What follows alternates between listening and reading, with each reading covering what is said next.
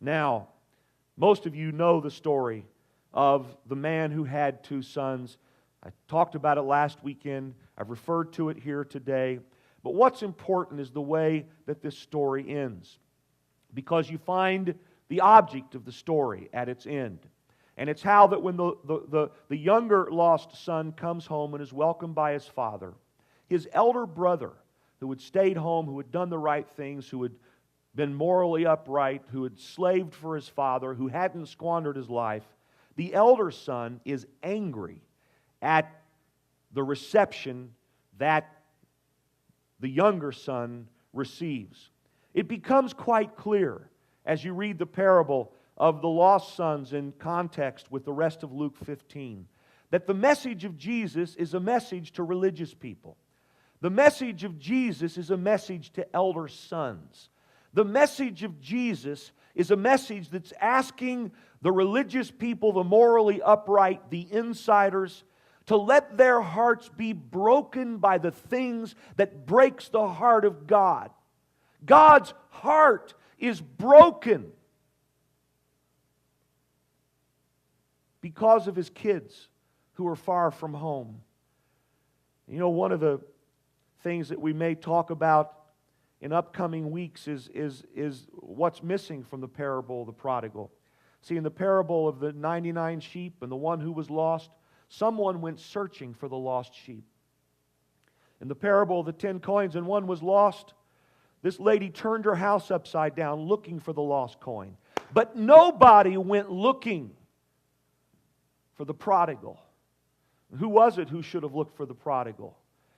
Well, that had to be the question that loomed large in the minds of the religious people who heard Jesus tell the story. Well, the stories are all the same except for that part. Nobody goes looking for the lost son. Well, it would appear it should have been the elder brother. If the elder brother would have had the heart of his father, he would have been the one turning the world upside down to find his younger brother who was far from home.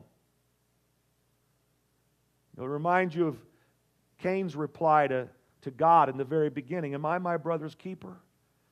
And the answer is yes. You're your brother's keeper. You're your brother's keeper. You're your sister's keeper. We are responsible to seek and save our lost brothers and sisters, those who are loved by the Father, who've squandered their life on something other than relationship with Him, who may not even know they are lost, who may not even know they are dead to God and God's possibilities.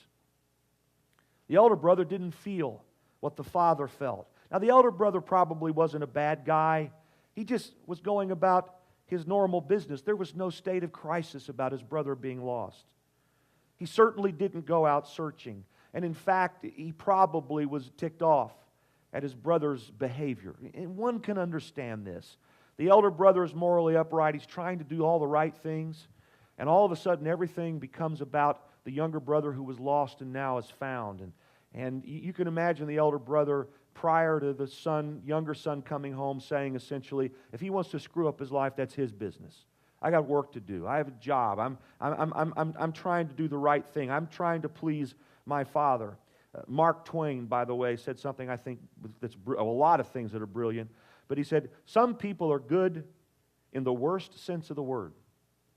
Some people are good in the worst sense of the word. You understand what he's saying there? The smug, morally upright, self-righteous.